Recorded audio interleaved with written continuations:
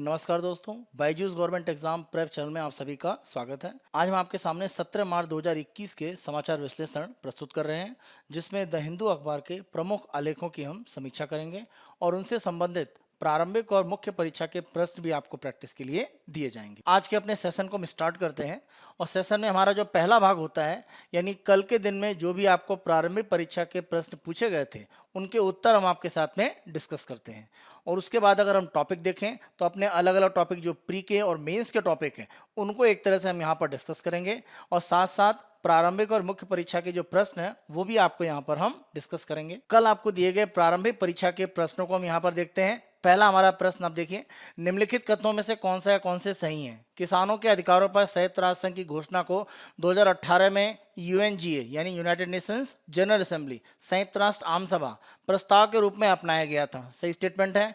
यह खेतिहरों, किसानों, स्थानीय लोगों और ग्रामीण क्षेत्रों में काम करने वाले अन्य लोगों के अधिकारों से संबंधित है। सही स्टेटमेंट है।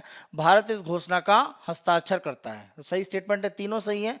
आंसर डी है। आप ध्यान रखें, भारत में जो किसान आंदोलन चल रहा है उसके संबंध में संयुक्त राष्ट्र संघ में एक तरह से एक शिकायत की गई है कि भारत में जो भी किसान संबंधी कानून लाए गए हैं उनके संबंध में एक तरह से प्रस्ताव संयुक्त राष्ट्र संघ में स्वीकार किया जाए, उस पर बहस की जाए। क्योंकि ध्यान रखें कि 2018 के पार्ट पर संयुक्त राष्ट्र संघ की जो घोषणा आई थी जिसमें छोटे और सीमांत किसान उनको मदद देने की जो बात की गई थी उसको एक तरह से भारत ने भी स्वीकार किया है। तो भारत भी उस कन्वेंशन का हिस्सा है। इसी आधार पर भारत में कुछ संगठनों की तरफ से ये अपील संयुक्त राष्ट्र संघ में की गई है। तो इसी आधार पर यह क्वेश्चन आपका पूछा गया है। दूसरा हम देखते हैं, यह संरक्षित क्षेत्र एक राष्ट्रीय उद्यान और एक बाघ अभ्यारण्य दोनों है और एक जैव मंडल आरक्षित क्षेत्र का एक भाग है। यह बाघों, हाथियों सहित कई संकटग्रस्त प्रजातियों का घर है और इसे महत्वपूर्ण पक्षी क्षेत्र के रूप में भी मान्यता प्राप्त है। जेनुकुरुबा इस वन क्षेत्र के प्राथमिक निवासी हैं और पारंपरिक खाद्य संग्राहक और शहद संग्राहक हैं। यह वोडेयार राजवंश के राजाओं का एक विशिष्ट शिकार आरक्षित क्षेत्र भी था। उपयुक्त विवरण में किस संरक्षित क्षेत्र को संदर्भित किया गया है? तो ये नागरहोल के संबंध में एक तरह से है और ये राष्ट्रीय उद्यान और साथ साथ टाइगर रिजर्व भी है। ये आर्टिकल अगर हम देखें तो नागरहोल क्षेत्र के आसपास में हाथियों का जो मनुष्य के बसाव वाले क्षेत्र में जो प्रवेश होता है, यानी मानव और हाथियों के बीच में जो संघर्ष है उसको रोकने के लिए मधुमक्खियों का एक प्रयोग किया जा रहा है कि जिससे हाथी इन क्षेत्रों में ना आ पाए। तो उसी के संबंध में नागरहोल जो टाइगर रिजर्व और साथ साथ राष्ट्रीय उद्यान है उसके संबंध में आर्टिकल में चर्चा की गई थी। उसी संबंध में ये हमारा प्रश्न था। तीसरा देखिए, निम्नलिखित कथनों में कौन सा या कौन से सही है? तो ये ग्रेट इंडियन बस्टर्ड, अगर हम इस पक्षी की बात करें तो दुनिया में उड़ने वाले पक्षियों में सबसे भारी पक्षियों में एक माना जाता है। तो इसी ग्रेट इंडियन बस्टर्ड जो लगभग कह सकते हैं कि बहुत तेजी से लुप्त होने की कगार पर पहुंच रहा है, उसके संबंध में यहाँ पर आपको प्री का क्वेश्चन दिया गया था।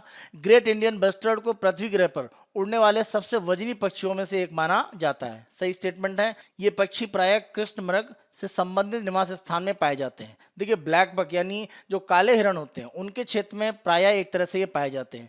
प्रमुख रूप से आप देखें तो राजस्थान, गुजरात के क्षेत्रों में ये पक्षी प्रमुख रूप से पाया जाता है। इसे IUCN की रेड डाटा लिस्ट में गंभीर रूप से संकटग्रस्त एक प्रजाति के रूप में सूचीबद्ध किया गया है। तो तीनों स्टेटमेंट यहाँ पर सही है। आंसर है आपका डी। चौथा क्वेश्चन देखिए, बारालाचा ला एक उच्च पर्वतीय दर्रा है जो जोड़ता है, कहाँ पर स्थित है? ये हिमाचल प्रदेश में। और ये लेह यानी लद्दाख में लेह का क्षेत्र और हिमाचल प्रदेश में मनाली को जोड़ने के लिए प्रमुख रूप से प्रयोग किया जाता है। तो आंसर आपका यहाँ पर फोर्थ का है बी। विगत वर्ष के अगर हम प्रश्नों को देखें तो उसमें हम देखते हैं, निम्नलिखित में कौन सी ब्रह्मपुत्र की सहायक नदी या नदियां हैं? दिबांग, केमांग और लोहित। तो तीनों ही यहाँ पर ब्रह्मपुत्र की सहायक नदियां हैं। तो आंसर आपका क्या है? डी। तो ये हमारे कल के दिन में प्रारंभिक परीक्षा के जो पूछे गए प्रश्न हैं उनके उत्तर थे। हम अपनी चर्चा को आज आगे बढ़ाते हैं और यहाँ पर हमने जो पहला आर्टिकल लिया है ये पेज नंबर 6 पर GS पेपर 2 में साइंस टेक यानी एक तरह से विज्ञान और प्रौद्योगिकी से संबंधित है। और इस आर्टिकल के माध्यम से आर्टिफिशियल इंटेलिजेंस यानी जो कृत्रिम बुद्धिमत्ता है उसके बारे में एक तरह से विचार व्यक्त किए गए हैं कि नैतिक आधार पर ये किस तरह से आगे कार्य करेगी, या अगर इसी तरह से कृत्रिम बुद्धिमत्ता आगे प्रयोग किए जाती रही तो नैतिकता के आधार पर इसके जो प्रयोग हैं उन पर हमें ध्यान देने की जरूरत है। और पूरा आर्टिकल इसी आधार पर एक तरह से चर्चा कर रहा है। तो अगर हम कृत्रिम बुद्धिमत्ता की बात करें तो माना जा रहा है कि जो हमारी चौथी औद्योगिक क्रांति है वो इसी के आधार पर होगी, यानी आने वाले समय में जो औद्योगिक विकास है वो आर्टिफिशियल इंटेलिजेंस पर ही प्रमुख रूप से आधारित होगा, कृत्रिम बुद्धिमत्ता पर। कृत्रिम बुद्धिमत्ता का अगर हम अप्रत्याशित विकास देखें तो ये काफ़ी तेज रहा है। जैसे आप सामान्यतः देखें कि जब भी आप किसी भी तरह का वीडियो लाइव स्ट्रीम में देख रहे होते हैं, किसी भी तरह की शॉपिंग साइट पर कोई सामान के बारे में सर्च कर रहे होते हैं, तो जब भी आप ध्यान दें कि जब आप गूगल या किसी अन्य प्लेटफॉर्म पर कोई भी सर्च कर रहे होते हैं तो आपके वर्ड टाइप करने के साथ साथ ही अलग अलग ऑप्शन आते जाते हैं। तो ये दिखा रहा होता है कि आपका जो सर्च है, जो आपने शब्द टाइप किए हैं उसके अकॉर्डिंग वो अलग अलग आपको रिजल्ट दे रहा होता है। तो ये क्या है? यह आर्टिफिशियल इंटेलिजेंस या कृत्रिम बुद्धिमत्ता पर ही आधारित है। इसी के साथ साथ जीपीएस मैपिंग के आधार पर जब भी आप कहीं पर गूगल मैप में या अन्य माध्यम से अपने आप को किसी जगह के लिए चूज करते हैं कि आपको यहाँ पर जाना है, तो जिस जगह पर जैसे मान लीजिए किसी आप कैफे में गए तो आगे चलकर आपकी जब सर्च होगी तो अलग अलग कैफे के बारे में सूचना वहां पर आपको दी जाएगी कि आपके सबसे नजदीक कौन सा है और दूरी बढ़ने के साथ अन्य कैफे कौन से हैं। तो इस तरह की जो सूचना है वो आपको आर्टिफिशियल इंटेलिजेंस के माध्यम से ही दी जाती है। कृत्रिम बुद्धिमत्ता के लिए एक महत्वपूर्ण तथ्य है कि जितना हम इसका उपयोग ज़्यादा बढ़ाएंगे उतना ही डाटा इसके पास बढ़ता जाएगा और ये उतना ही ज़्यादा उन्नत होता जाता है। यानी आप रेगुलर जैसे जैसे यूज़ करते जाते हैं तो आपकी जो चॉइस है वो इकट्ठा होती जाती है और इसी डाटा का उपयोग करके एक तरह से आगे चलकर आपको अन्य परिणाम बताए जाते हैं। तो जो डाटा आप उपयोग कर रहे हैं वो कृत्रिम बुद्धिमत्ता के लिए आधार बन जाता है जो भविष्य में उसके निर्णय निर्धारित करता है। तो इसीलिए आपके जो भी सर्च होते हैं वो भविष्य के लिए कृत्रिम बुद्धिमत्ता को एक निर्णय देने की एक शक्ति प्रदान करते हैं। अगर हम इसके सकारात्मक प्रभाव देखें तो सकारात्मक प्रभाव बहुत तेजी से अर्थव्यवस्थाओं में दिख रहे हैं और अलग अलग पक्ष हमारे जो जीवन के हैं उनको ये प्रभावित कर रहे हैं। जैसे कृत्रिम बुद्धिमत्ता के आधार पर आप देखें फसल की जो पैदावार है इसको बढ़ाने में एक तरह से मदद मिली है। यानी निर्णय ये लिया जा सकता है कि किसी भी मौसम में किसी मिट्टी का प्रकार है तो कौन सी फसल है जो सबसे अधिक उत्पादन दे सकती है, या कीट से रक्षा करनी है तो किस तरह के उपाय किए जा सकते हैं। तो इस तरह के जो उपाय हैं वो बताने में कृत्रिम बुद्धिमत्ता का अधिकतम उपयोग किया जा रहा है। तो विकसित देशों में इससे बड़े पैमाने पर कृषि पैदावार को बढ़ाने में मदद मिल रही है। व्यापार की उत्पादकता को बढ़ाया जा रहा है। क्रेडिट तक यानी ऋण तक जो लोगों की पहुंच है उसमें सुधार किया गया है। कैंसर जैसे बीमारियों की बात करें तो उनको पता लगाना और ज़्यादा सटीक हो गया है। तो कृत्रिम बुद्धिमत्ता में जो डाटा दिया जा रहा है उसके आधार पर धीरे धीरे उसके निर्णय लेने की क्षमता हमें अलग अलग क्षेत्र में उपयोगी सिद्ध हो रही है। अनुमान अगर हम देखें तो 2030 तक माना जा रहा है कि दुनिया की अर्थव्यवस्था में लगभग 15 ट्रिलियन से ज़्यादा का योगदान आर्टिफिशियल इंटेलिजेंस के द्वारा किया जाएगा और ये वैश्विक जीडीपी में 14% एक तरह से जोड़ेगा। गूगल के द्वारा ये कहा गया है कि अगर हम कृत्रिम बुद्धिमत्ता का ही देखें कि वो अलग अलग किन क्षेत्रों में उपयोग किया जा सकता है तो ऐसे 2600 अलग अलग क्षेत्र हैं जहां पर कृत्रिम बुद्धिमत्ता काम कर सकती है। तो आप इसके विविध जो पक्ष हैं उनके बारे में आसानी से अनुमान लगा सकते हैं। अगर हम सतत विकास लक्ष्यों की बात करें तो उसमें कुल 17 लक्ष्य हैं और अगर हम उप लक्ष्यों को मिला दें तो कुल मिलाकर जो भी लक्ष्य हैं उनमें से लगभग 134 यानी 79% जो टारगेट सतत विकास लक्ष्य में दिए गए हैं उन्हें प्राप्त करने में कृत्रिम बुद्धिमत्ता का उपयोग किया जा सकता है। ये काफी महत्वपूर्ण हो जाता है क्योंकि आने वाले समय में सतत विकास को ही एक तरह से आगे बढ़ाया जाएगा और इसमें कृत्रिम बुद्धिमत्ता काफी बड़े पैमाने पर एक तरह से मदद कर सकता है। मानव इतिहास में आप देखें जब विद्युत की बिजली की खोज की गई और उसका उपयोग धीरे धीरे बढ़ा तो माना गया कि एक तरह से समय को बांधने की यह शक्ति थी, क्योंकि जब विद्युत का आविष्कार हो गया तो चाहे दिन हो या रात हो यानी अंधेरे के समय में बिजली के कारण हम अपने कार्य संपादित कर सकते हैं। तो जो दिन रात का एक अंतर था, समय को बांधने की जो स्थिति थी वो विद्युत उत्पादन के बाद बढ़ी। तो माना जा रहा है कि इसने हमारा एक तरह से जो विकास का पूरा क्रम है उसको बड़े पैमाने पर परिवर्तित किया। इसी तरह से जैसे बिजली ने मानव जीवन को प्रभावित किया है, आने वाले समय में कृत्रिम बुद्धिमत्ता हमें प्रभावित करेगी। इससे भूख, गरीबी, बीमारी के उन्मूलन इन सभी दिशा में आगे बढ़ने में मदद मिलेगी। इसी तरीके से जलवायु परिवर्तन को रोकने में, शिक्षा को बढ़ावा देने में, वैज्ञानिक खोजों को आगे बढ़ावा देने में नई तरह की जो शुरुआत है वो एक तरह से कृत्रिम बुद्धिमत्ता के द्वारा की जा सकती है। तो हम सकारात्मक पक्ष तो बहुत मजबूत रूप में देख रहे हैं, लेकिन इसमें कुछ नकारात्मक पक्ष है उन्हें भी हमें देखना पड़ेगा। जैसे पहला हम देखें कि डिजिटल बहिष्करण एक तरह से हो सकता है, यानी जो लोग आर्टिफिशियल इंटेलिजेंस का उपयोग नहीं कर रहे हैं और जो उपयोग कर रहे हैं, तो जिनके पास उपयोग नहीं है, क्योंकि ध्यान रखिए अभी प्रारंभ में आर्टिफिशियल इंटेलिजेंस का उपयोग उन उपकरणों में होगा जिनको प्राप्त करना बहुत आसान नहीं है, यानी वो बहुत ज़्यादा महंगे हैं या सामान्य जो गरीब व्यक्ति उनको आसानी से उपलब्ध नहीं है। तो ये जो अंतर है ये एक तरह से बढ़ेगा। इस कारण से डिजिटल रूप में उन लोगों को ज़्यादा सेवाएं नहीं प्राप्त हो पाएंगी जो आर्टिफिशियल इंटेलिजेंस का जो महंगा स्वरूप है वो आसानी से उसको अफोर्ड ना कर पाए। तो ऐसी स्थिति में डिजिटल बहिष्कार की एक स्थिति दिखाई पड़ेगी, या आप कह सकते हैं डिजिटल विभेद अर्थव्यवस्था में दिख सकता है। तो ये आर्टिफिशियल इंटेलिजेंस की सबसे पहली एक नकारात्मक जो प्रभाव है वो माना जा रहा है भविष्य में। दूसरा प्रभाव अगर हम देखें तो रोजगार पर है। जैसे जैसे रोबोटिक्स बढ़ेगा और कृत्रिम बुद्धिमत्ता के आधार पर कंपनियां काम करेंगी तो मानव श्रम या श्रमिकों की जो आवश्यकता है उन पर एक तरह से कहीं ना कहीं कमी आ सकती है। क्योंकि जैसे हम कैशियर की बात करें, कोई भी सामान आप ले रहे हैं तो वर्तमान में क्या है कि आप अपनी बिलिंग कराते हैं तो कोई एक व्यक्ति कैशियर रहता है, वो सारा कामकाज देखता है। लेकिन अगर कृत्रिम बुद्धिमत्ता पर आधारित हो जाएगा तो इसको एक तरह से मशीन के माध्यम से किया जा सकता है, यानी स्वयं सेवा कियोस्क, सेल्फ सर्व जो कियोस्क है वो एक तरह से कैशियर को रिप्लेस कर देंगे। तो कैशियर की जो जॉब है वर्तमान में वो धीरे धीरे समाप्त हो सकते हैं। तो ये एक स्थिति यहाँ पर दिख रही है। इसी के साथ साथ आर्टिफिशियल इंटेलिजेंस के पास ये शक्ति है कि जो भी डेस्क पर, यानी जैसे मान लीजिए हेल्प डेस्क की बात करें, तो इस तरह की जो जॉब है वो खत्म हो सकती है क्योंकि कृत्रिम बुद्धिमत्ता इसको आसानी से हल कर सकती है। बैंकिंग क्षेत्र में या रेलवे में देखें तो कस्टमर केयर के लिए एक तरह से एक आर्टिफिशियल जो इंटेलिजेंस एक रोबोट का पार्ट है वो आपकी जो प्रॉब्लम्स है उनको एड्रेस करता है। तो ऐसी स्थिति में कस्टमर केयर की जो आवश्यकता है वो धीरे धीरे समाप्त हो सकती है। तो ये स्थिति आर्टिफिशियल इंटेलिजेंस के कारण भविष्य में डेस्क पर बैठकर जो भी जॉब प्रोफाइल है उन पर धीरे धीरे एक तरह से कमी आ सकती है। तो ये रोजगार को घटाने की स्थिति को दिखाता है। जैसा हम डिस्कशन में देख रहे हैं कि श्रमिकों की एक तरह से छटाई हो सकती है। तो ऐसी स्थिति में हम भविष्य में कह रहे हैं कि नए अवसर प्राप्त होंगे। हम भविष्य के लिए नए अवसरों की बात कैसे कर सकते हैं जब संभावनाएं ये हैं कि कई प्रकार के श्रमिकों के जॉब कृत्रिम बुद्धिमत्ता के द्वारा छीने जा सकते हैं। तो ये भविष्य के लिए असमानता की स्थिति को पैदा करेगा।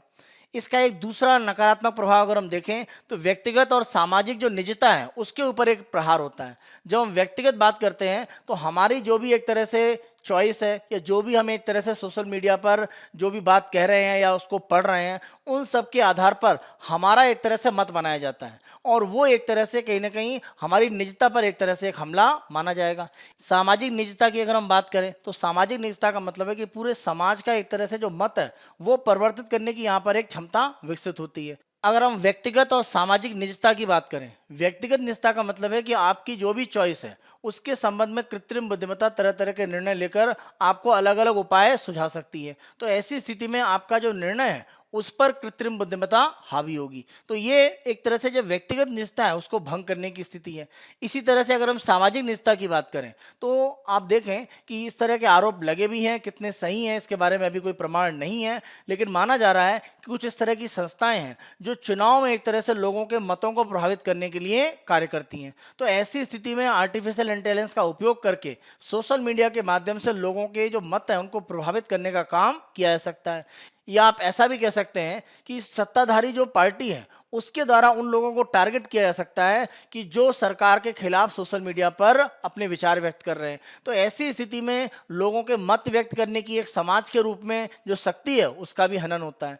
तो निजता कहीं ना कहीं व्यक्तिगत और सामाजिक दोनों स्तर पर प्रभावित हो सकती है भविष्य में। ये भी एक नकारात्मक प्रभाव के रूप में माना जाता है। एक अगली जो प्रमुख यहाँ पर संभावना दिखती है कि आर्टिफिशियल इंटेलिजेंस जिन देशों में बहुत ज़्यादा विकसित है, जैसे हम पश्चिमी देशों की बात करें तो वहाँ पर ज़्यादा एक तरह से निवेश होने की संभावना है, या आर्टिफिशियल इंटेलिजेंस के कारण इन देशों में विकास की संभावना ज़्यादा भविष्य के लिए प्रबल है और अंतर एक तरह से जो विकासशील और विकसित का है वो बढ़ सकता है। तो वर्तमान में जो अंतर है वो और व्यापक हो सकता है अगर आर्टिफिशियल इंटेलिजेंस का जो नई टेक्नोलॉजी है वो सभी देशों को बराबर नहीं मिलेगी, जैसा भविष्य में उतनी अच्छी संभावनाएं नहीं दिख रही हैं। अगर हम विश्व की 4 सबसे बड़ी टेक्नोलॉजिकल कंपनीज की बात करें, alphabet, Google, Amazon, Apple, Facebook, तो इन सब का एक तरह से देखें कि कुल मिलाकर एक तरह से जो इनका वर्थ या जो बाजार इनका मूल्य है ये लगभग 5 ट्रिलियन के आसपास है। तो 5 ट्रिलियन अमेरिकी डॉलर का एक तरह से इनका मूल्य है। और अगर हम देखें तो भारत की अर्थव्यवस्था का भी मूल्य अभी 5 ट्रिलियन नहीं है। तो इसका मतलब विश्व की जो सामान्यतः बड़ी अर्थव्यवस्थाएं हैं उनको अगर हम छोड़ दें, जैसे अमेरिका, चीन, तो उसके अलावा जितनी अर्थव्यवस्थाएं हैं वो सामान्यतः इनसे छोटी हैं। तो माना यह जा रहा है कि अगर आर्टिफिशियल इंटेलिजेंस बढ़ता है तो ये जो टेक्नोलॉजिकल कंपनीज हैं इनका प्रभाव और बढ़ेगा और दुनिया में सभी देशों को बराबर लाभ मिल पाएगा, इसकी संभावना उतनी नहीं है। 2020 में देखें तो इन कंपनियों के द्वारा बड़े पैमाने पर अपने जो राजस्व उसमें वृद्धि की गई। माना जा रहा है कि 2 ट्रिलियन से ज़्यादा अपनी आय में इन्होंने वृद्धि करी, जबकि दुनिया में कोविड-19 के प्रभाव के कारण आर्थिक गतिविधियां लगभग रुकी हुई थी। तो ये दिखा रहा है कि एक तरह की जो विषमता है वो भविष्य में आ सकती है। जो भी एक तरह से कृत्रिम बुद्धिमत्ता में ज़्यादा आगे बढ़ेंगे वो देश ज़्यादा विकास कर पाएंगे और अन्य देश पीछे रह सकते हैं। इस तरह की संभावनाएं भविष्य में आ रही हैं। आर्टिफिशियल इंटेलिजेंस का जो उपयोग है वो लोगों की पहचान करने में, खासतौर पे जो चेहरे की पहचान की जाती है और लोगों की जो निगरानी की जाती है, ये एक तरह से बढ़ सकता है और इसके आधार पर रंग और अल्पसंख्यक जो समुदाय हैं उनके खिलाफ भेदभाव की स्थिति है वो बन सकती है। तो ये भी एक तरह से कह सकते हैं संकट की स्थिति भविष्य के लिए बनती है। अगर हम यहाँ पर देखें तो कृत्रिम बुद्धिमत्ता के जो निर्णय हैं वो उनके डाटा के आधार पर होते हैं। जैसे अगर कृत्रिम बुद्धिमत्ता के आधार पर किसी भी तरह का रिक्रूटमेंट किया जाता है, यानी लोगों की भर्ती की जाती है, तो वर्तमान में आप देखें पुरुषों की ज़्यादा भर्तियां हैं, महिलाओं की उतनी कम है। तो इसके आधार पर हो सकता है कि भविष्य में वो पुरुष उम्मीदवारों को ज़्यादा सेलेक्ट करे बजाय महिला उम्मीदवारों को। तो इस तरह का जो डाटा है वो भविष्य के लिए माना जा रहा है कि महिला जो कैंडिडेट्स हैं उनके लिए बहुत अच्छा नहीं होगा। तो ये भी एक तरह से महिलाओं पुरुष में जो वर्तमान अंतर है उसको और ज़्यादा बढ़ाने का काम करेगा, क्योंकि कृत्रिम बुद्धिमत्ता जो भी डाटा होता है उसके आधार पर ही अपने निर्णय लेता है। तो वर्तमान डाटा के आधार पर भविष्य के निर्णय वो इस तरह से ले सकता है। तो ये भी एक भेदभाव की स्थिति को और ज़्यादा बढ़ा सकता है। अगर नकारात्मक प्रभाव दिख रहे हैं तो उनको रोकने के लिए उपाय क्या हो सकते हैं?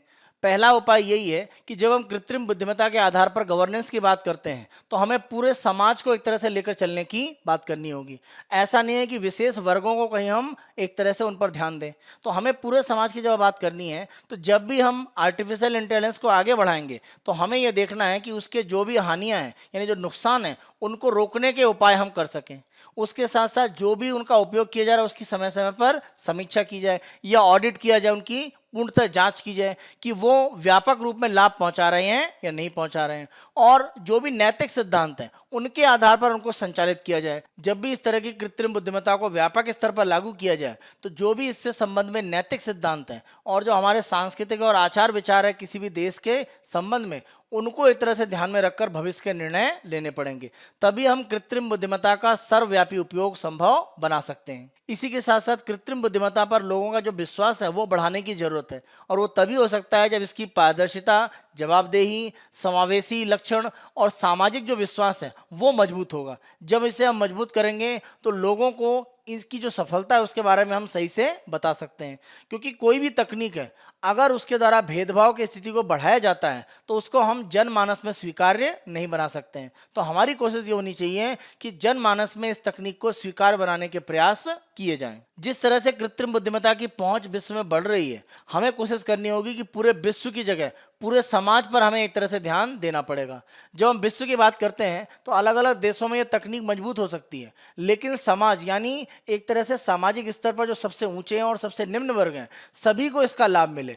ऐसा ना हो कि जो उच्च वर्ग है उसको लाभ मिले और निम्न वर्ग को लाभ ना मिले, तो ये भेदभाव को और ज़्यादा बढ़ा देगा। तो हमारी कोशिश क्या है कि पूरे समाज के स्तर पर इस तकनीक को वैश्विक स्तर पर बढ़ाने का हमें प्रयास करना पड़ेगा। यहाँ पर उपाय के रूप में देखें तो 2 प्रमुख उपाय एक तरह से सुझाए गए हैं। पहला अगर हम देखें तो संयुक्त राष्ट्र संघ के जो महासचिव हैं उनके द्वारा एक रोड मैप दिया गया है, और उनका यह मानना है कि भरोसेमंद, मानवाधिकार आधारित, सुरक्षित और टिकाऊ और शांति को बढ़ावा देने वाली जो कृत्रिम बुद्धिमत्ता है उसको हमें आगे बढ़ाने के लिए सभी के द्वारा मिलकर प्रयास किए जाने चाहिए। दूसरा, यूनेस्को की तरफ से एक प्रयास किया गया है। उनका यह कहना है कि हमें कृत्रिम बुद्धिमत्ता का जो उपयोग है वो नैतिकता के आधार पर वैश्विक स्तर पर आगे बढ़ाना पड़ेगा। कोशिश ये हो कि इसमें व्यापक मानक बना दिए जाएं, स्टैंडर्ड बनाए जाएं और दुनिया में सभी देश इसको बराबर लागू करें। तो इस तरह का मसौदा यूनेस्को ने तैयार किया है। तो ये 2 प्रमुख कह सकते हैं मसौदे हैं जिनके आधार पर कृत्रिम बुद्धिमत्ता को आने वाले समय में दुनिया में उपयोग किया जा सकता है। कृत्रिम बुद्धिमत्ता का अगर हम भारत के लिए एक तरह से उपयोग देखें तो भारत के द्वारा भी कई उपाय यहाँ पर एक तरह से अपनाए जा रहे हैं। कृत्रिम बुद्धिमत्ता में जो भी अवसर हैं और उसके जो जोखिम हैं उसके बारे में भारत और अन्य देश अच्छे से परिचित हैं। इसीलिए कृत्रिम बुद्धिमत्ता को आगे बढ़ाना हो या कृत्रिम बुद्धिमत्ता पर आधारित जो शासन है उसको आगे बढ़ाना हो, इसके बीच में संतुलन कैसे बनाया जाए इसके लिए भारत प्रयासरत है। इसी आधार पर नीति आयोग के द्वारा एक अध्ययन किया गया जिसको नाम दिया गया responsible artificial intelligence for all strategy, सभी रणनीतियों के लिए जिम्मेदार आर्टिफिशियल इंटेलिजेंस। तो तो ये जो अध्ययन एक तरह से किया गया, ये 1 साल की एक सलाहकार जो प्रक्रिया उसके आधार पर तैयार किया गया। और इसमें यह कहा गया है कि जब भी हम डिजिटल भविष्य की बात करेंगे तो बहुहितधारक यानी जितने भी अलग अलग हितधारक हैं उनके एक तरह से जो मत है उनको हमें लेने की जरूरत है, क्योंकि जब तक हम उनके मत नहीं लेंगे हम एक ऐसा सिस्टम नहीं बना सकते हैं जो सभी के लिए अनुकूल हो, और यह सुनिश्चित नहीं कर पाएंगे कि जो भी उसका लाभ है कृत्रिम बुद्धिमत्ता का वो सभी को उचित रूप में, समावेशी रूप में और न्यायपूर्ण रूप में प्राप्त होगा। तो ये प्राप्त करने के लिए आवश्यकता है कि जो भी इसमें हितधारक हैं उन सभी को एक तरह से पूरी प्रक्रिया में शामिल किया जाए कि किस तरह से कृत्रिम बुद्धिमत्ता को आगे बढ़ाया जाएगा। कृत्रिम बुद्धिमत्ता को आगे बढ़ाने के लिए जो भी सिद्धांत हैं उन पर सहमति होना बहुत महत्वपूर्ण नहीं है, ये पहला कदम जरूर है, लेकिन असली जो चुनौती है वो सिद्धांतों के लागू होने पर है। यानी सिद्धांतों को जब अनुप्रयोग के रूप में लागू किया जाएगा तो वो किस तरह से कार्य करेंगे ये हमें एक तरह से देखना पड़ेगा। सिद्धांत और वास्तविकता जब मिलेंगे तो उसके आधार पर कृत्रिम बुद्धिमत्ता में जो भी भविष्य में नैतिक आधार पर या प्राचीन जो भी परंपराएं चल रही हैं उनके आधार पर जो भी परिवर्तन देखे जाएंगे उनको हम किस तरह से हल करते हैं। इसके लिए हमें गहन, कठिन और बहुहितधारक नैतिक विश्लेषण और समाधान करने की जो प्रक्रिया उसके लिए तैयार रहना पड़ेगा। अंतिम रूप में आप ये कह सकते हैं कि कृत्रिम बुद्धिमत्ता का अधिकतम उपयोग तभी संभव हो सकता है जब जितने भी अधिकतम हितधारक हैं उनको शामिल करके इस प्रक्रिया को आगे बढ़ाया जाएगा, तभी हम भेदभाव की स्थिति को भी एक तरह से भविष्य में रोक सकते हैं। हम अपने अगले आर्टिकल पर आते हैं और ये सीबीआई के पूर्व डायरेक्टर हैं आर.के. राघवन, उनके द्वारा लिखा गया आर्टिकल है। आर्टिकल में बेसिकली नीरव मोदी और विजय माल्या के केस के संबंध में चर्चा है, प्रमुख रूप से नीरव मोदी के केस के संबंध में है, लेकिन जो केस है वो हमारे लिए बहुत महत्वपूर्ण नहीं है, लेकिन यहाँ पर उनके द्वारा कुछ पॉइंट बताए गए हैं। क्योंकि सामान्यतः हम देखते हैं कि सीबीआई हो या ईडी यानी एनफोर्समेंट डायरेक्टरेट, प्रवर्तन निदेशालय, इनके द्वारा जो भी जांच की जाती हैं उन जांच में एक तरह से देरी होती है या बहुत लंबा समय लगता है। तो इन एजेंसियों के ऊपर एक तरह से जो आरोप लगते रहते हैं कि ये निष्पक्ष रूप में ये तेजी से काम नहीं कर पाती हैं, सरकारी नियंत्रण में ज़्यादा है। तो इस तरह के जो आरोप है उन्हीं को एक तरह से देखते हुए आर.के. राघवन का ये आर्टिकल है। उनका ये कहना है कि सीबीआई की तरफ से नीरव मोदी के केस में जो भी एक तरह से 2 साल में प्रमुख रूप से काम किया गया है तो वो उन्होंने बताया है, और पूरी प्रक्रिया में ये बताया गया है इस तरह के केस अगर सीबीआई के द्वारा देखे जाते हैं तो प्रमुख रूप से समस्याएं क्या होती हैं और किस कारण से ज़्यादा देरी होती है, उसके संबंध में यहाँ पर चर्चा की गई है। उन्हीं पॉइंट्स को हम डिटेल में यहाँ पर एक तरह से बता रहे हैं। तो विदेश में छुपे जो अपराधी हैं जिनके विरुद्ध सीबीआई मान लीजिए कार्रवाई कर रही है, उसके द्वारा कोई केस फाइल किया गया है, जैसे हमने नीरव मोदी का यहाँ पर एग्जाम्पल जो आर.के. राघवन ने अपने आर्टिकल में दिया है, तो हम सभी के लिए एक तरह से यहाँ पर चर्चा कर रहे हैं कि अगर इस तरह का कोई केस बनता है तो सबसे बड़ी समस्या आती है प्रत्यर्पण की। यानी अपराधी एक तरह से मान लीजिए इंग्लैंड में है या अमेरिका में है, तो भारत और इंग्लैंड की जो प्रत्यर्पण संधि है या भारत और अमेरिका की प्रत्यर्पण संधि है, तो उन संधि के दायरे में उस व्यक्ति का भारत को सौंपा जाना संभव है या नहीं है। तो इसका निर्णय एक तरह से उस देश की न्यायालय उसके द्वारा किया जाता है। ये प्रक्रिया लंबी होती है। इसी संबंध में आप देखें कि लगभग 2 साल के बाद अभी 25 फरवरी को इंग्लैंड में न्यायालय का एक निर्णय आया है कि नीरव मोदी ने जो भी अपराध किया है वो अपराध प्रत्यर्पण संधि के दायरे में आता है, यानी उनका प्रत्यर्पण भारत में होना अब संभव है। तो ये सीबीआई के लिए आप कह सकते हैं एक अच्छी खबर है। तो प्रत्यर्पण की जो प्रक्रिया है वो कानूनी प्रक्रिया है और वो अपने एक तरह से समय के अनुसार ही होती है, क्योंकि दूसरे देश में एक तरह से केस चल रहा होता है। दूसरा हम देखें आवश्यक दस्तावेजों का विदेशों में होना। जब भी इस तरह के अपराध होते हैं कि जहां पर कोई भी अपराधी भारत में अपराध करके या उसने बाहर के देशों में भी अपराध किए हैं, तो आंकड़े या जो भी दस्तावेज हैं उनको विदेशों से प्राप्त करना होता है और वो बहुत आसान प्रक्रिया नहीं होती है। तीसरा हम देखें विदेशी न्यायालय से मुकदमे की अनुमति सबसे बड़ी समस्या मानी जाती है। जैसा अभी हमने प्रत्यर्पण संधि की बात करी कि जो भी व्यक्ति मुकदमे के दायरे में आ रहा है वो प्रत्यर्पण संधि के अनुसार उसमें शामिल होगा या नहीं होगा। किसी व्यक्ति पर जो दूसरे देश में एक तरह से पहुंच चुका है उस पर विदेशी न्यायालय में अनुमति प्राप्त कर लेना कि भारत में केस चलाया जा सकता है, ये प्रक्रिया काफ़ी जटिल है, क्योंकि कभी कभी जो भी अपराधी है वो विदेशी न्यायालय में इस तरह का एक सबूत पेश करता है कि राजनीतिक दुर्भावना से भारत में उसके खिलाफ केस चलाया जा रहा है, तो वो बचने का प्रयास वहाँ करता है। इसी के साथ साथ विदेश में उस अपराध की स्थिति क्या है, मान लीजिए जिस अपराध की बात की जा रही है उसके लिए भारत में उम्र कैद की यहाँ पर स्थिति है अधिकतम रूप में, जबकि जिस देश में वो रह रहा है वहां पर मान लीजिए केवल 3 साल के कारावास की स्थिति है। तो ये स्थिति भी कहीं ना कहीं विदेशी न्यायालय को निर्णय करने में एक अनिर्णय की स्थिति में ले जाते हैं। और मानवाधिकार यानी अपने अधिकारों को लेकर एक तरह से वो न्यायालय के पास जाते हैं विदेशों में, तो ऐसी स्थिति में अंतिम निर्णय वहां पर न्यायालय बहुत देरी से करते हैं, क्योंकि मानवाधिकारों को लेकर वो सख्ती से काम करने का एक प्रयास करते हैं। इस कारण से विदेशी न्यायालयों की जो अनुमति है वो बहुत तेजी से नहीं आती है। और एक लास्ट ऐसा देखें, लेटर रेगुलेटरी, देखिए इसको एक तरह से आप बात करें तो ये लेटर ऑफ एक्सेस एक तरह से रहता है। इस अगर हम एलआर की बात करें तो भारत में जो अदालत है उसको संबंधित जो विदेशी अदालत है उसको एक एलआर जारी करना पड़ता है, लेटर रेगुलेटरी। इसका सिंपल सा मतलब होता है कि जो भी शामिल देश है वहां पर जो दस्तावेज हैं और जो गवाह हैं उनकी जांच की जाए। तो इसके बारे में प्रक्रिया काफी लंबी हो जाती है। इसी कारण से अगर कोई अपराधी जो भारत में अपराध करके गया है और विदेश में छुपा हुआ है, कार्रवाई कर पाना काफी आसान नहीं होता है और इसी कारण से प्रक्रिया थोड़ी लंबी हो जाती हैं। तो इस तरह के अपराध में जो घिरे व्यक्ति हैं उनके खिलाफ सीबीआई या अन्य केंद्रीय एजेंसियों की जो जांच होती है वो एक तरह से इन प्रक्रियाओं में फंसती है। तो ये प्रमुख समस्याएं आ सकती हैं, उनके बारे में आप ध्यान रखें जो यहाँ आर्टिकल में डिस्कस किया गया है। हम अपने अगले आर्टिकल पर आते हैं और ये भारत में पब्लिक हेल्थ आर्टिकल में कहा गया है कि सार्वजनिक स्वास्थ्य में हमें जल्दी से और बड़े पैमाने पर निवेश करने की आवश्यकता है। आप ध्यान रखें, हम स्वास्थ्य देखभाल की बात नहीं कर रहे हैं, हेल्थ केयर की बात नहीं कर रहे हैं, हम पब्लिक हेल्थ की बात कर रहे हैं, यानी सार्वजनिक स्वास्थ्य की बात कर रहे हैं। ये पेज नंबर 7 पर जीएस पेपर 2 में गवर्नेंस के साथ इसको आप जोड़ सकते हैं। भारत में स्वास्थ्य देखभाल की क्षमता दुनिया में सर्वश्रेष्ठ जरूर है, लेकिन जब सार्वजनिक स्वास्थ्य की बात करते हैं तो ये स्थिति एक तरह से काफी कमजोर है और दोनों के बीच में हमें अंतर करने की जरूरत है। देखिए, जब हम स्वास्थ्य देखभाल की बात करते हैं तो एक समय में एक देखभाल करने वाले और एक बीमार व्यक्ति के बीच के जो लेन देन यानी जिस तरह से उसका इलाज किया जा रहा है, उसके द्वारा भुगतान किया जा रहा है, उसको संदर्भित करता है क्या? स्वास्थ्य देखभाल या हेल्थ केयर। इसीलिए ग्राहक बीमार व्यक्ति हैं और चिकित्सा मुख्य उपाय है। जब हम सार्वजनिक स्वास्थ्य के लिए बात करते हैं तो ग्राहक बड़े पैमाने पर पूरा समुदाय हो जाता है, क्योंकि सार्वजनिक स्वास्थ्य का मतलब है जनसंख्या का पूरा हिस्सा और लक्ष्य रोग की रोकथाम और नियंत्रण होता है। तो आप अंतर समझिए, जब आप कहते हैं स्वास्थ्य देखभाल हेल्थ केयर तो किसी विशेष बीमारी का इलाज करना है किसी विशेष रोगी का, तो ये एक तरह से सीधा एक तरह संपर्क हो गया। जब हम बात करते हैं सार्वजनिक स्वास्थ्य तो यहाँ पर पूरे समुदाय के स्वास्थ्य की बात की जा रही है और जो भी बीमारी है उसका रोकथाम करना और किस तरह से उस पर नियंत्रण पाया जाएगा वो एक तरह से सार्वजनिक स्वास्थ्य की समस्या है।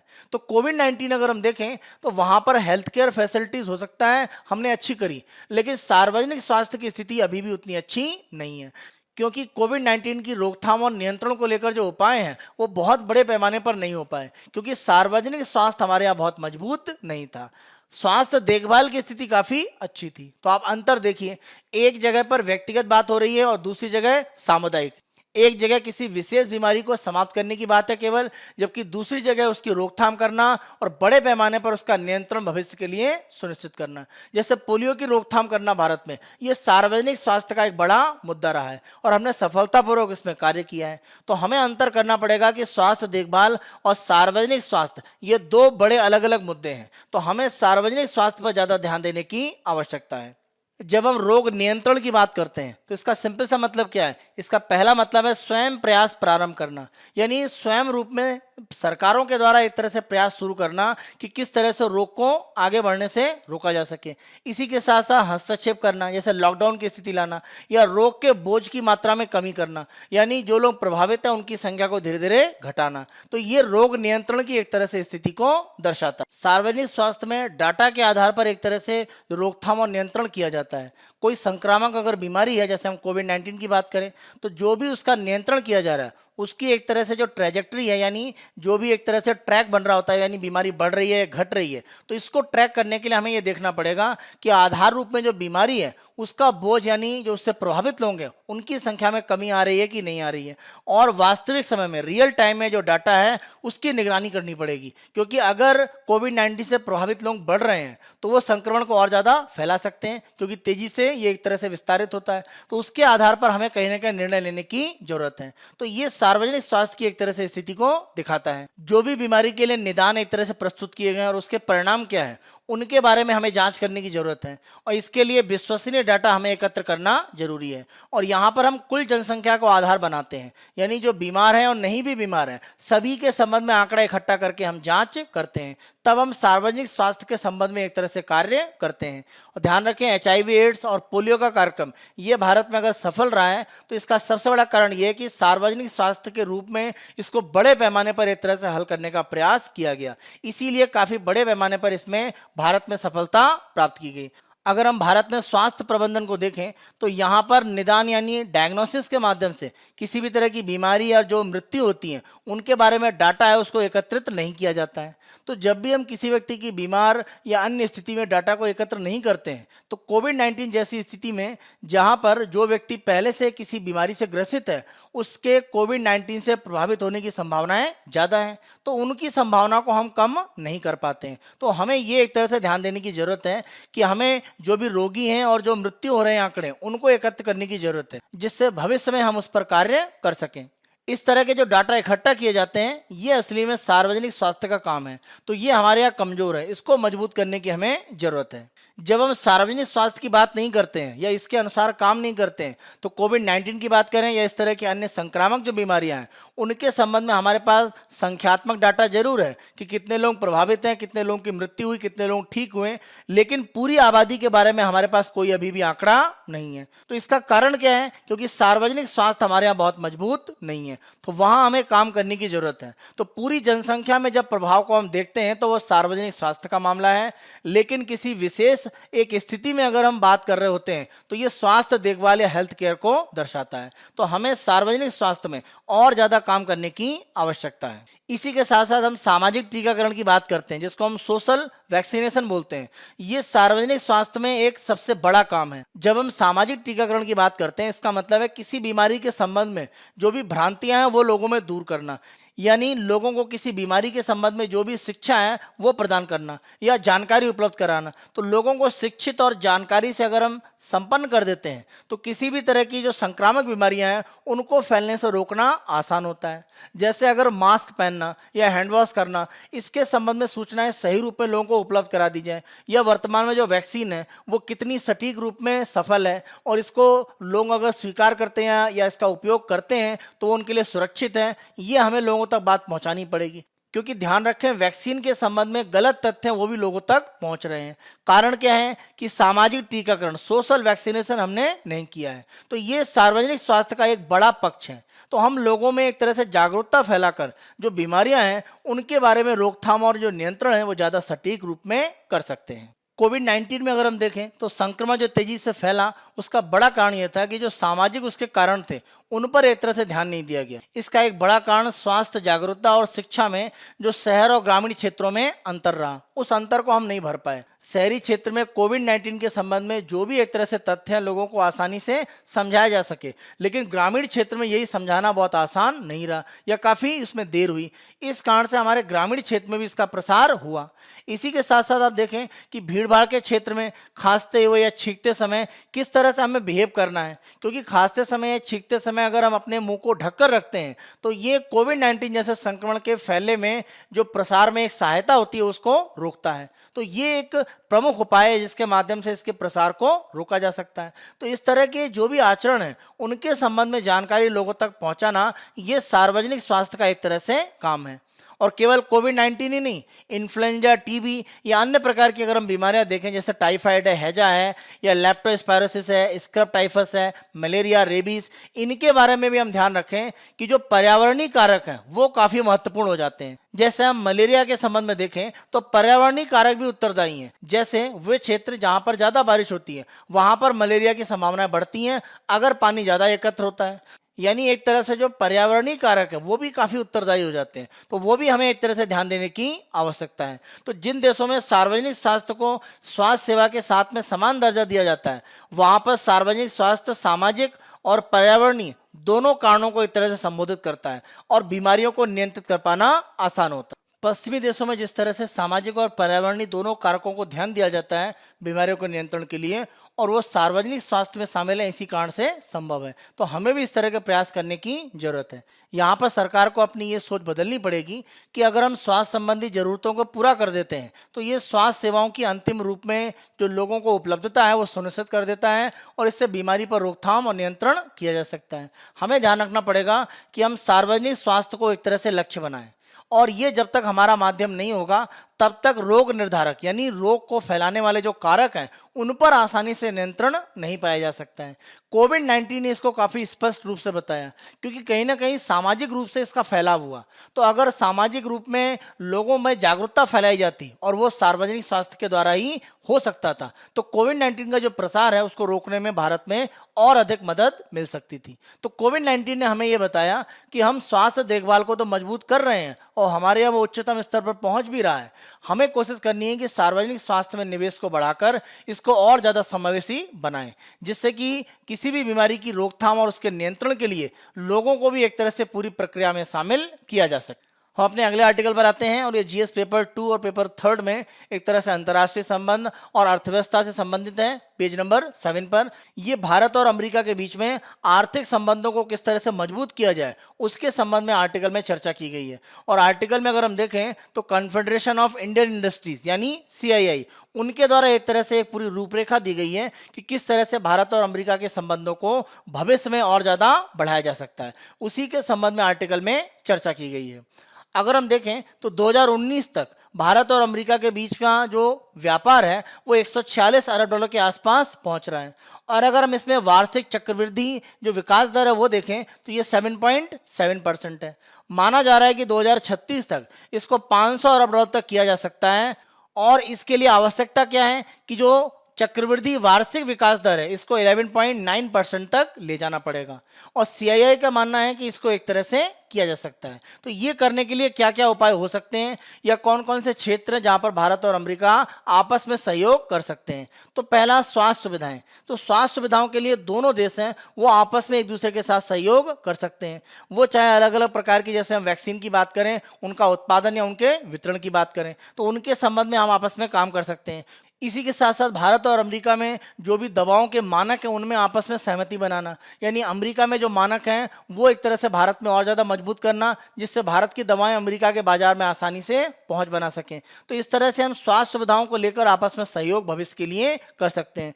बौद्धिक संपदा अधिकारों को लेकर देखिए, जब हम इंटेलेक्चुअल प्रॉपर्टी राइट्स की बात करते हैं तो इनको लेकर अमेरिका एक तरह से आरोप लगाता रहता है कि भारत में जो वस्तुएं बन रही होती हैं वो हमारे यहाँ बौद्धिक संपदा अधिकारों का उल्लंघन करती हैं। तो बौद्धिक संपदा अधिकारों को लेकर अगर दोनों देश आपस में सहयोग करते हैं तो वस्तुओं के उत्पादन को लेकर एक जो विशेषता है उस पर किसी भी तरह के टकराव की स्थिति नहीं रहेगी, और जो भी एक तरह से कानून है बौद्धिक संपदा अधिकारों के, उनका सही रूप में उपयोग किया जा सकेगा। मुक्त व्यापार समझौते अगर दोनों देशों के द्वारा किए जाते हैं, इसके माध्यम से भी भविष्य में एक तरह से दोनों देशों के बीच में व्यापार बढ़ेंगे, क्योंकि दोनों देशों के द्वारा एक दूसरे के व्यापार को बढ़ाने के लिए जो छूट है वो दी जाएंगी, और ये दोनों के व्यापार को बढ़ाएंगे। बाजार पहुंच की बात करें, खास तौर से हम कृषि क्षेत्र की बात करें, तो अमेरिका भारत के कृषि बाजार में अपनी प्रवेश को बढ़ाना चाहता है। तो उसी के अगर हम तुलनात्मक रूप में देखें तो अमेरिकी बाजार में भारत की जो पहुंच है वो बढ़नी चाहिए। तो अगर दोनों के द्वारा सहयोग किया जाए तो ये भी दोनों के व्यापार को भविष्य में बढ़ाएगा। सामान्य वरीयता तंत्र यानी जनरलाइज सिस्टम ऑफ प्रेफरेंस, देखिए इस सिस्टम की बात करें तो इसके माध्यम से भारत के कई उत्पादों को अमेरिका के द्वारा छूट दी जाती थी, तो उससे जो उन पर एक तरह से टैक्स लग रहा होता था उसमें कमी होती थी और भारतीय उत्पाद अमेरिकी बाजार में आसानी से बिकते थे। लेकिन डोनाल्ड ट्रंप प्रशासन के द्वारा ये जो GSP की व्यवस्था है ये भारत के लिए समाप्त कर दी गई। तो ये पुनः अगर स्थापित की जाएगी तो भारत अमेरिका के जो व्यापारिक संबंध है वो और मजबूत हो सकते हैं। पेशेवर श्रम की गतिशीलता, यानी जो प्रोफेशनल लोग हैं, खासतौर पर IT सेक्टर की बात करें या अन्य क्षेत्रों में, तो उनके बीच में सहयोग बढ़ाया जा सकता है।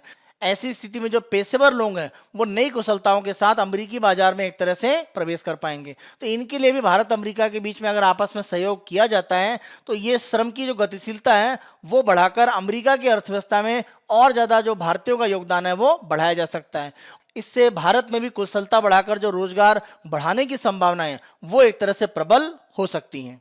रक्षा के क्षेत्र में भारत और अमेरिका के द्वारा सहयोग तेजी से बढ़ाया जा रहा है। क्वेड के माध्यम से भारत अमेरिका सहयोग कर रहे हैं। जिस तरह से इंडो पैसिफिक में अमेरिका का प्रभाव बढ़ रहा है और अमेरिका भारत को ज्यादा महत्व दे रहा है, आने वाले समय में रक्षा क्षेत्र में और ज्यादा समझौते होंगे। लघु और मध्यम उद्योग की अगर हम बात करें तो ये उद्योग जो अमेरिका में काम कर रहे हैं वो भारत में अपने व्यापार शुरू कर सकते हैं, या भारत से कच्चे माल या जो पेशेवर लोग हों उनको प्राप्त करने की स्थिति उनके लिए बनती है। तो जो लघु और मध्यम उद्योग अमेरिका के हैं उनके लिए भारत का बाजार एक बड़े निवेश के साधन के रूप में भविष्य में हो सकता है। स्वच्छ ऊर्जा और जलवायु परिवर्तन, इसको लेकर जो नया बिडेन प्रशासन है वो काफी तेजी से आगे काम कर रहा है। ट्रंप के समय में उतना काम नहीं हुआ। पेरिस समझौते में अमेरिका की वापसी हुई है। तो इस कारण से इन दोनों क्षेत्रों में भारत और अमेरिका के बीच में भविष्य में जो सहयोग है वो बढ़ेगा। खासतौर पर अगर हम बात करें ग्रीन टेक्नोलॉजी को आगे बढ़ाने के लिए, इसी के साथ साथ इलेक्ट्रिक जो वाहन की नीति है वो भारत एक तरह से लागू कर रहा है, तो उस क्षेत्र में भी अमेरिका भारत के बीच में सहयोग बढ़ सकता है। डिजिटल अर्थव्यवस्था के क्षेत्र में भारत तेजी से आगे बढ़ रहा है और यहाँ पर अगर हम देखें तो रोबोटिक्स के क्षेत्र में, अंतरिक्ष के क्षेत्र में, आर्टिफिशियल इंटेलिजेंस के क्षेत्र में इसमें प्रमुख रूप से कार्य किए जा सकते हैं और इसमें भारत और अमेरिका सहयोग करके डिजिटल अर्थव्यवस्था को दोनों देशों के बीच में और मजबूत कर सकते हैं। शिक्षा के क्षेत्र में भारत में जो शिक्षा के अलग अलग संस्थान हैं वहां पर जो भी शिक्षा का तंत्र है उसको मजबूत करने में अमेरिकी सहयोग काफी महत्वपूर्ण हो सकता है। भारतीय विद्यार्थियों के लिए अमेरिका शिक्षा का एक प्रमुख केंद्र हमेशा रहा है, तो वो स्थितियां और वहां पर अनुकूल की जा सकती हैं। नवाचार और अनुसंधान और विकास की बात करें, साथ साथ कृषि, व्यापार और प्रौद्योगिकी, ये ऐसे क्षेत्र हैं जहां पर भारत और अमेरिका में भविष्य के लिए सहयोग के लिए आधार तैयार हो रहा है। तो ये कुछ प्रमुख क्षेत्र हैं जहां पर भारत और अमेरिका अगर मिलकर काम करें तो दोनों को व्यापारिक रूप में भविष्य में एक तरह से लाभ हो सकता है।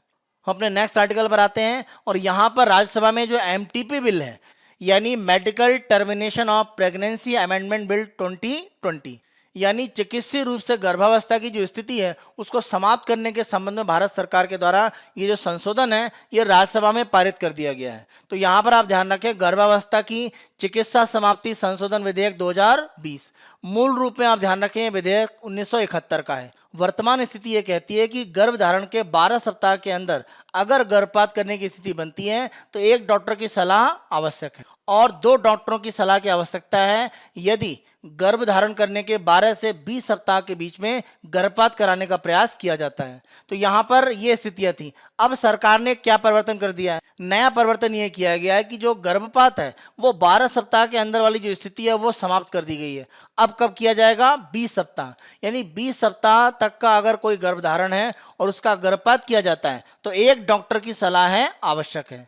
और यहाँ पर यह कहा गया है कि विशेष स्थितियों में कुछ महिलाओं की अलग अलग जो श्रेणियां हैं, जैसे मानसिक रूप से बीमार हैं या किसी तरह से अन्य रूप से प्रताड़ित है, तो उनको अगर किसी भी तरह से गर्भपात कराने की स्थिति बनती है और 20 से 24 सप्ताह के बीच में गर्भधारण हो चुका है तो ऐसी स्थिति में 2 डॉक्टरों के द्वारा इसकी सलाह दी जाएगी, तभी गर्भपात की जो प्रक्रिया है उसको अंतिम रूप में किया जा सकता है। तो ये पुराना एक तरह से था और ये सरकार के द्वारा संशोधन कराकर प्रक्रिया लाई गई है। अगर मान लीजिए भ्रूण की असमानताओं के मामलों में 24 सप्ताह के बाद गर्भावस्था को समाप्त करने के लिए राज्य स्तरीय चिकित्सा बोर्ड की राय आवश्यकता है। यानी अगर मान लीजिए गर्भधारण के समय भ्रूण का किसी भी तरह का अध्ययन किया जाता है और उसमें किसी भी तरह की अनियमितता दिखती है, जैसे मान लीजिए हृदय में किसी तरह के छिद्र की बात सामने आती है या किसी शारीरिक अंग का विकास सही रूप में नहीं है, तो अगर 24 सप्ताह के अंदर का गर्भधारण है और उसका गर्भपात कराने का प्रयास किया जा रहा है और कारण क्या है, भ्रूण की कोई असामान्य स्थिति वो जांच में सामने आया है, तो उसके बारे में निर्णय कौन करेगा, तो उसके बारे में जो निर्णय करने के लिए संस्था है वो राज्य स्तर का चिकित्सा बोर्ड, यानी राज्य स्तर पर एक चिकित्सा बोर्ड, मेडिकल बोर्ड बनाया जाएगा, वो इसके संबंध में अंतिम निर्णय लेगा। एक डॉक्टर या 2 डॉक्टर की जो प्रक्रिया वो यहाँ पर नहीं है, वो राज्य स्तर के चिकित्सा बोर्ड के द्वारा निर्णय दिया जाएगा। तो ये 2 बड़े परिवर्तन है, ये पहला और ये दूसरा किसमें किया गया है, जो गर्भावस्था की चिकित्सा समाप्ति जो संशोधन विधेयक 2020 के माध्यम से, और ये राज्यसभा में पारित कर दिया गया है। अगले आर्टिकल को देखते हैं। तो क्वेड की एक तरह से जो बैठक हुई है जिसमें अमेरिका, भारत, जापान, ऑस्ट्रेलिया ने भाग लिया है, वहां पर वैक्सीनेशन की प्रक्रिया को और तेजी से आगे बढ़ाने के लिए एक तरह से कार्य करने की बात की गई थी। तो इसी संबंध में हम देखें तो यहाँ आर्टिकल में चर्चा की गई है। क्वेड के चारों देशों के द्वारा वैक्सीन के क्षेत्र में जो सहयोग की बात की जा रही है, इसमें भारत में एक तरह से अमेरिका की जो वैक्सीन है उसका निर्माण किया जाएगा। और ये निर्माण अगर हम देखें तो हैदराबाद की जो कंपनी है बायोलॉजिकल ई, उसके द्वारा किया जाएगा। इसमें यूएसए अमेरिका का एक तरह से सहयोग रहेगा। और जापान और ऑस्ट्रेलिया के साथ में मिलकर इंडो पैसिफिक का जो क्षेत्र है वहां के जो देश है उनमें वैक्सीन का वितरण सुनिश्चित किया जाएगा। खास तौर से क्वेड के देशों के द्वारा दक्षिण पूर्व एशिया पर विशेष रूप से ध्यान दिया जाएगा। उसी के साथ साथ इंडो पैसिफिक यानी हिंद महासागर और प्रशांत महासागर के क्षेत्र में जो सहयोगी देश हैं उनको भी वैक्सीन वितरित करने का प्रयास किया जाएगा। तो ये क्वेड वैक्सीन का जो वितरण है उसके संबंध में कुछ प्रमुख तथ्य हैं, वो आप ध्यान रखें। आगे हमारे प्रीलिम्स के क्वेश्चन को अगर हम देखें तो यहाँ पर ये जो इमेज है ये चिनाब के ऊपर दुनिया का जो बनने वाला सबसे ऊंचा ब्रिज है उसके संबंध में इमेज दी गई है। और इसी के संबंध में हमने प्री का आपको क्वेश्चन दिया है। निम्नलिखित कथनों में कौन सा सही है? चिनाब नदी हिमाचल प्रदेश के ऊपरी हिमालय से निकलती है और सिंधु नदी में मिलने से पहले जम्मू और कश्मीर से होते हुए पाकिस्तान में प्रभावित होती है। चिनाब के जल का आवंटन बृहद रूप से पाकिस्तान को किया गया है, लेकिन भारत को सिंधु जल समझौते के अंतर्गत रन ऑफ द रिवर परियोजना के निर्माण की अनुमति है। भारत चिनाब पर विश्व के सबसे ऊंचाई वाले रेलवे ब्रिज का निर्माण कर रहा है। ऑप्शन आप देखिए, केवल एक, केवल दो, केवल एक और दो, एक, दो और तीन, तीनों। अगला आर्टिकल देखें तो यहां पर मुल्ला पेरियार डैम के संबंध में सुप्रीम कोर्ट का एक आदेश आया है और सुप्रीम कोर्ट के आदेश में यह कहा गया है रूल कर्व। देखिए, बांध के संबंध में रूल कर्व का मतलब ये होता है कि जैसे ये बांध का स्तर है, मान लीजिए ये बांध बना हुआ है और ये पीछे मान लीजिए जलाशय है जिसमें पानी इकट्ठा हो रहा है, तो जो पानी का जल स्तर बढ़ता घटता रहता है बांध के पीछे, यानी बांध के पीछे जो झील बनती है, जैसे अगर आप इमेज में देखें ये झील है, तो ये जो पानी का स्तर बढ़ता और घटता है इसको रूल कर्व कहा जाता है। तो इसके संबंध में एक तरह से जो मुल्ला पेरियार डैम है, आप ध्यान रखें ये बांध स्थित तो जरूर है केरल में, लेकिन इसको संचालित तमिलनाडु करता है। यहाँ पर एक काफी अनोखी स्थिति है। यहाँ पर सुप्रीम कोर्ट के द्वारा यह निर्णय दिया गया है कि रूल कर्व के संबंध में जो भी जानकारी है वो तमिलनाडु के जो मुख्य सचिव हैं उनकी जिम्मेदारी होगी, और अगर वो उसमें विफल होते हैं तो उन पर कार्रवाई की जा सकती है। तो इसी मुल्ला पेरियार डैम के संबंध में हमने आपको प्री का क्वेश्चन दिया है। मुल्ला पेरियार बांध निम्नलिखित में से किसके मध्य विवाद का केंद्र है? पहला केरल और पुडुचेरी, दूसरा केरल और कर्नाटक, तीसरा केरल और तमिलनाडु, चौथा केरल, तमिलनाडु और कर्नाटक। अगला क्वेश्चन देखिए, energy meet calls for faster shift to renewables. यहां पर अगर हम देखें तो वर्ल्ड एनर्जी ट्रांजिशन आउटलुक की रिपोर्ट आई है। इस रिपोर्ट को जारी किया गया है एरेना के द्वारा, इंटरनेशनल रिन्यूएबल एनर्जी एजेंसी। तो इसी रिपोर्ट के संबंध में हमने आपको यहाँ पर प्री का क्वेश्चन दिया है। विश्व ऊर्जा संक्रमण आउटलुक जारी किया जाता है अंतर्राष्ट्रीय अक्षय ऊर्जा एजेंसी इरेना के द्वारा, जलवायु परिवर्तन पर अंतर सरकारी पैनल आईपीसीसी के द्वारा, विश्व आर्थिक मंच वर्ल्ड इकोनॉमिक फोरम के द्वारा या विश्व बैंक के द्वारा। विगत वर्षों में यूपीएससी में पूछे गए जो प्रश्न हैं उनके संबंध में हम अपने प्रश्न को देखते हैं। भारत की संसद को राष्ट्रीय हित में राज्य सूची में निर्दिष्ट किसी भी विषय पर कानून बनाने की शक्ति होती है यदि इस संकल्पना को निम्नलिखित द्वारा किया जाता है। पहला, लोकसभा द्वारा कुल सदस्यों के साधारण बहुमत से, लोकसभा द्वारा कुल सदस्यों के 2/3 बहुमत से, राज्यसभा द्वारा इसके कुल सदस्यों के साधारण बहुमत से, और डी, राज्यसभा द्वारा उपस्थित और मतदान करने वाले सदस्यों के 2/3 बहुमत से। आगे अपने मेन से क्वेश्चन को देखते हैं जो हमने टॉपिक डिस्कस किए हैं। तो पहला क्वेश्चन आप देखिए, पर्याप्त सुरक्षा उपायों के बिना कृत्रिम बुद्धिमत्ता आर्टिफिशियल इंटेलिजेंस सामाजिक और आर्थिक विभेद बढ़ाकर भेदभावपूर्ण परिणाम सामने ला सकता है। इस कथन के आलोक में आर्टिफिशियल इंटेलिजेंस कृत्रिम बुद्धिमत्ता में नैतिकता की आवश्यकता पर चर्चा करें। अगर हम इस आंसर को लिखने की एक उत्तर संरचना या स्ट्रक्चर देखें तो प्रस्तावना में आप कृत्रिम बुद्धिमत्ता की परिभाषा और इसके अलग अलग जो उपयोग हैं वो बताएंगे। मुख्य भाग में आपको बताना अलग अलग क्षेत्रों में जो इसके उपयोग हैं, भविष्य की संभावनाएं क्या हो सकती हैं, नैतिकता संबंधी चिंताएं क्या हैं जैसे निजता के अधिकार के बारे में या सुरक्षा संबंधी जो समस्याएं हैं, और भेदभाव कैसे बढ़ सकता है जैसे उच्च आय वर्ग को ज्यादा लाभ हो सकता है, निम्न आय वर्ग को उतना लाभ नहीं होगा। तो जो विभेद होगा वो आपको यहाँ पर बताना है। निष्कर्ष में जो हमने उपाय डिस्कस किए तो वो आपको बताना है कि जिससे समता आधारित जो उपयोग है वो कृत्रिम बुद्धिमत्ता का सुनिश्चित किया जा सके। इस रूप में अपने आंसर को आप लिखने का प्रयास कीजिए। दूसरा क्वेश्चन देखिए, केवल स्वास्थ्य सेवा नहीं, एक मजबूत सार्वजनिक स्वास्थ्य प्रणाली बीमारी की रोकथाम और नियंत्रण का तंत्र मजबूत कर सकती है। विश्लेषण करें। 250 शब्दों में और 15 अंकों का प्रश्न है। अगर हम इसकी उत्तर संरचना देखें यानी आंसर का स्ट्रक्चर, तो प्रस्तावना में आप बताएं कि स्वास्थ्य देखभाल और सार्वजनिक स्वास्थ्य में अंतर क्या है, क्योंकि हम इसको लगभग एक सा मान लेते हैं, तो आपको अंतर स्पष्ट करना है। तो यहाँ पर एक व्यक्तिगत रूप में हो सकता है और ये पूरे सामाजिक या सामुदायिक रूप में एक तरह से देखभाल की स्थिति को दिखाता है। तो इस रूप में जो हमने डिस्कस किया है, आप अंतर यहाँ पर प्रस्तावना में बताएंगे। मुख्य भाग में आपको बताना है स्वास्थ्य देखभाल के उपाय, सार्वजनिक स्वास्थ्य में कमी क्या है। पोलियो एड्स का एग्जाम्पल आप देख सकते हैं कि सार्वजनिक स्वास्थ्य के द्वारा किस तरह से इसको रोकने में सफलता मिली है, और सार्वजनिक स्वास्थ्य की जो कमी है उसने कोविड-19 का जो प्रसार है उसको ज़्यादा तेजी से बढ़ाया। तो वो हमें एक तरह से यहाँ पर एग्जाम्पल देना है, और किस तरह से हमें तुरंत ध्यान देने की आवश्यकता है, क्योंकि कोविड-19 जैसी जो महामारी है उसको तभी हम प्रसार करने में, रोकने में सफलता पा सकते हैं जब सार्वजनिक स्वास्थ्य में हम उसको शामिल करेंगे। निष्कर्ष के रूप में आप लिख सकते हैं बिना सार्वजनिक स्वास्थ्य सेवा के दीर्घकालीन स्वास्थ्य लाभ प्राप्त नहीं होंगे। जब तक सार्वजनिक स्वास्थ्य के माध्यम तक सभी तक स्वास्थ्य सुविधाओं के बारे में हम जानकारी उपलब्ध नहीं कराएंगे, हम किसी भी तरह की संक्रामक बीमारी का जो प्रसार है वो पूर्णतः नहीं रोक सकते, जैसा पोलियो में हमने सफलता प्राप्त करी। इस रूप में अंत में अपना आप निष्कर्ष लिख सकते हैं। तो ये हमारा 17 मार्च 2021 का समाचार विश्लेषण था। आने वाले दिनों में अन्य दिनों के समाचार विश्लेषण हम आपको इसी तरह से उपलब्ध कराते रहेंगे। जो भी आपको प्रारंभिक परीक्षा के प्रश्न दिए गए हैं उनके उत्तर आप कमेंट बॉक्स में दीजिए। इनके उत्तर कल की चर्चा में हम आपको बताएंगे। Byju's government exam prep channel को आप बेहद पसंद कर रहे हैं, अधिक से अधिक संख्या में लाइक, शेयर और सब्सक्राइब अवश्य करें। Thank you.